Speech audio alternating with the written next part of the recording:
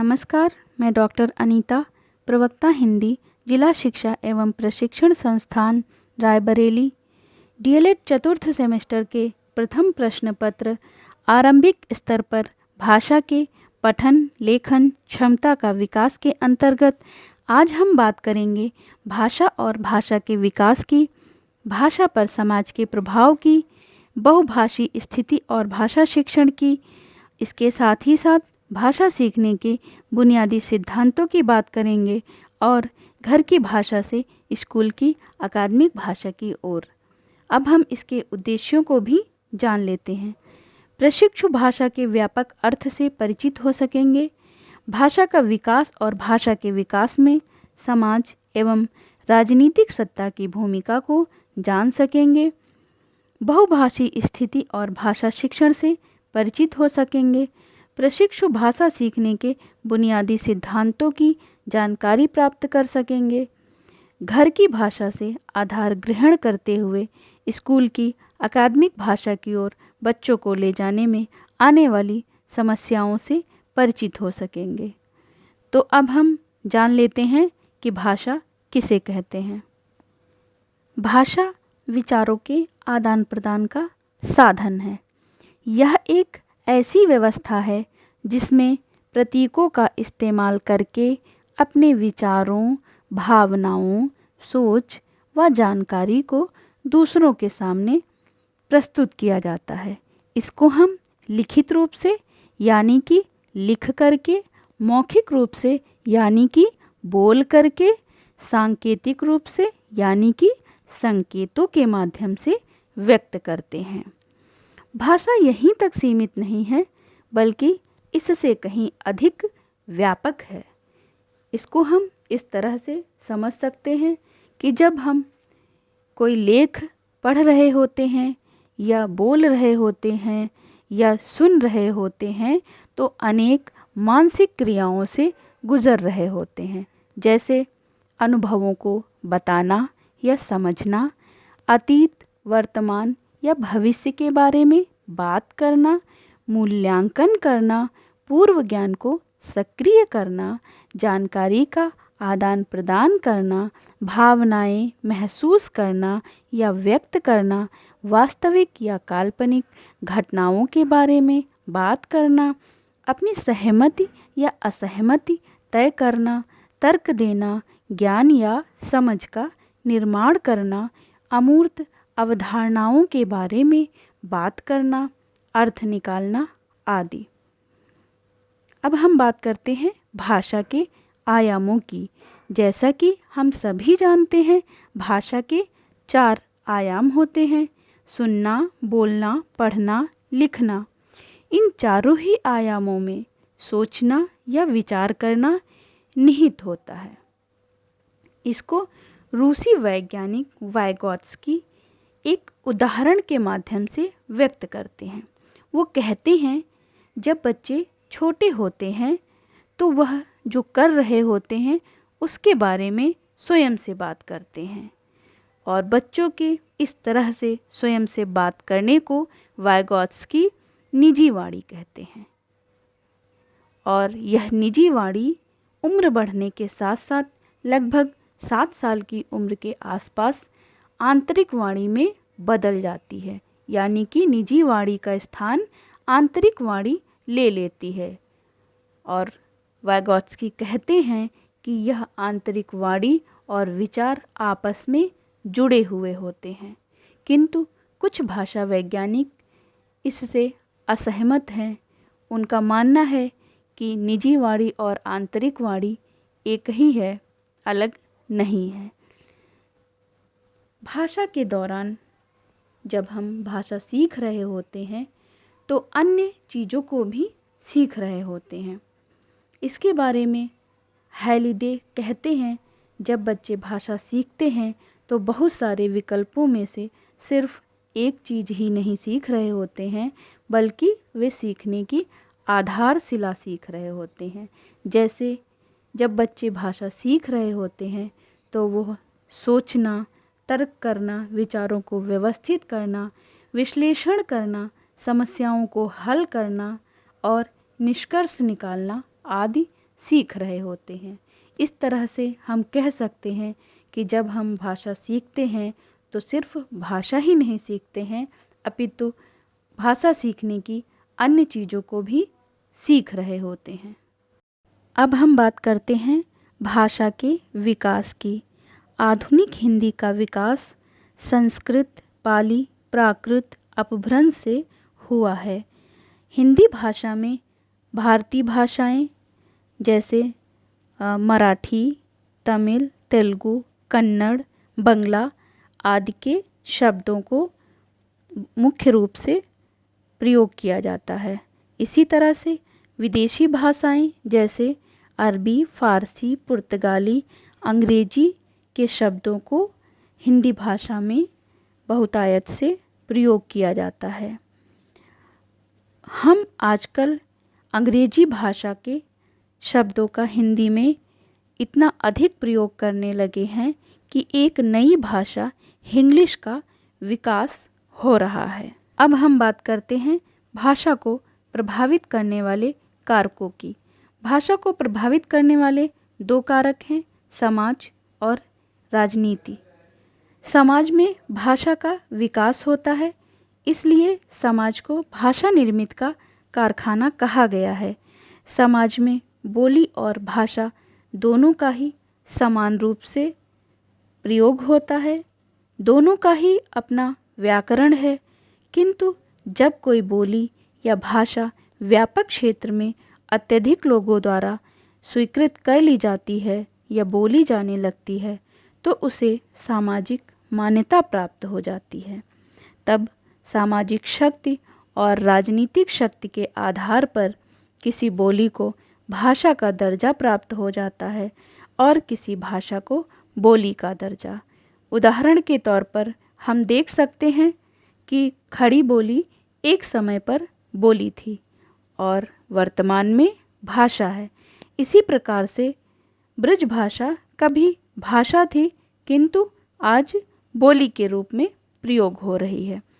इस प्रकार से हम कह सकते हैं कि कौन सी भाषा बोली होगी या कौन सी बोली भाषा होगी, यह सामाजिक और राजनीतिक शक्ति के आधार पर तय होता है। अब हम बात करते हैं बहुभाषी स्थिति और भाषा शिक्षण की।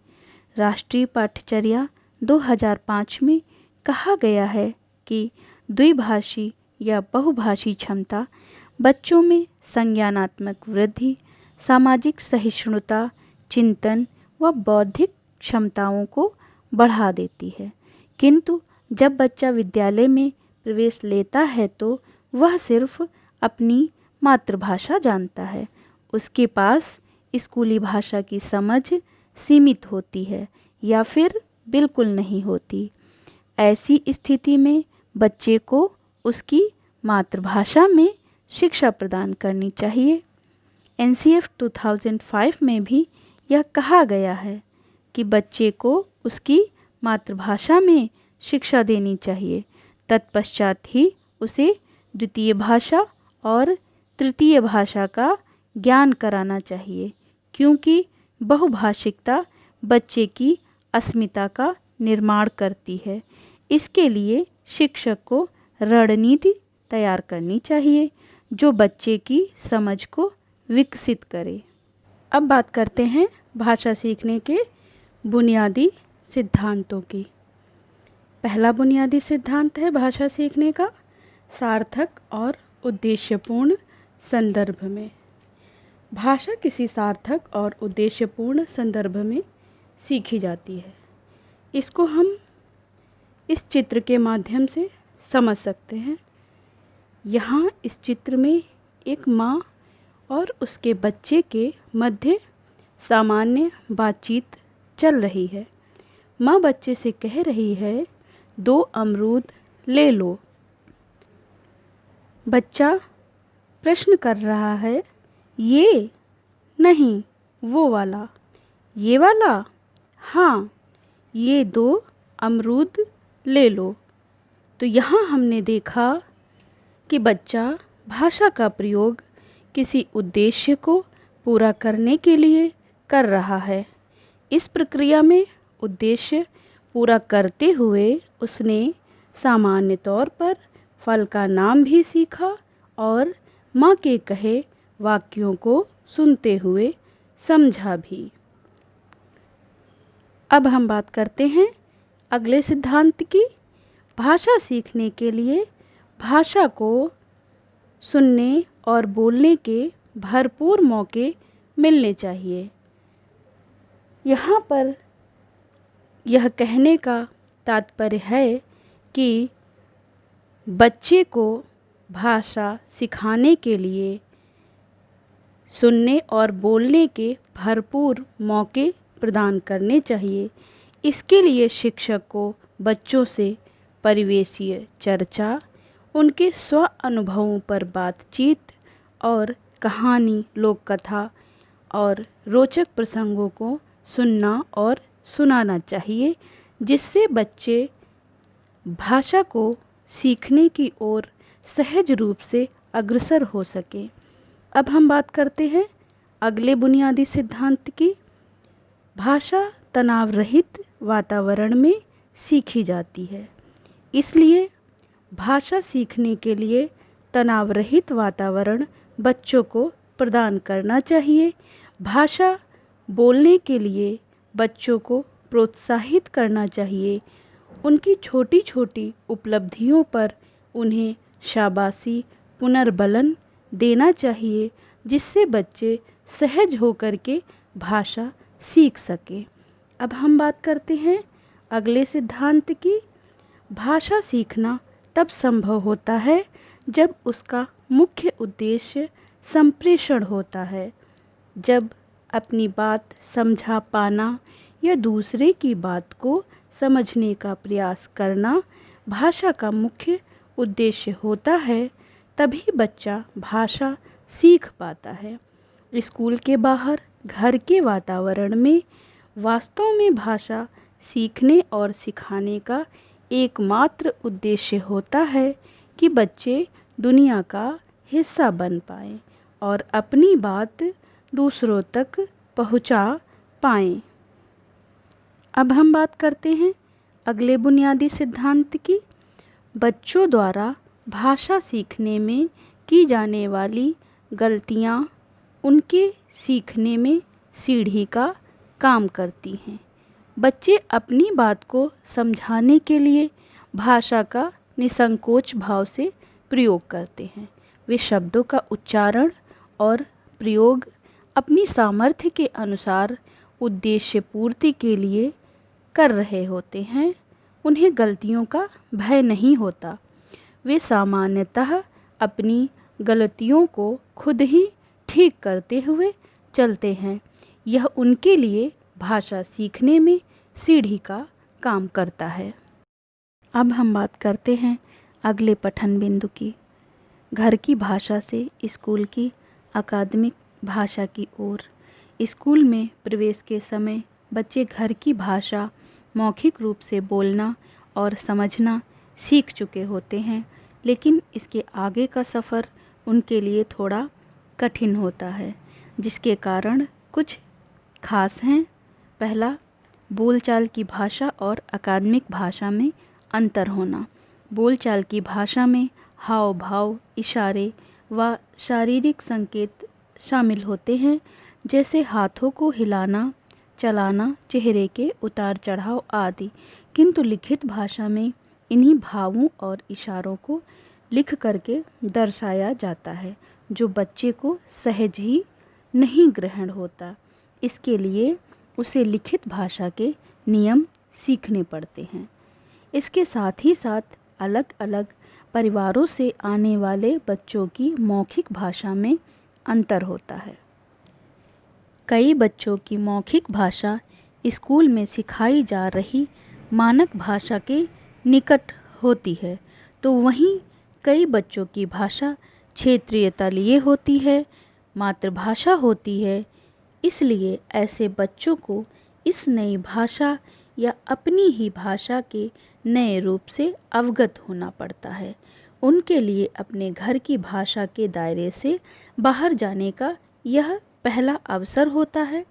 उन्हें कई स्तरों पर इस नए वातावरण से समायोजन करने के लिए अतिरिक्त प्रयास करना पड़ता है, जिससे बच्चा सहज रूप से भाषा सीखने में सक्षम नहीं हो पाता।